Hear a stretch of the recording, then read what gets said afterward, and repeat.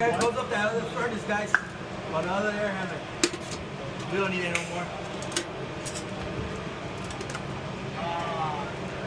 We're gonna put the spare one. Yeah, so that way I can show the knife pass.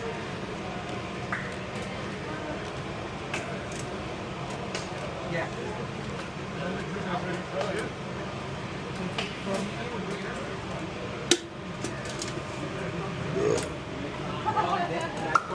It's nickel and chromium. You try. It's definitely good.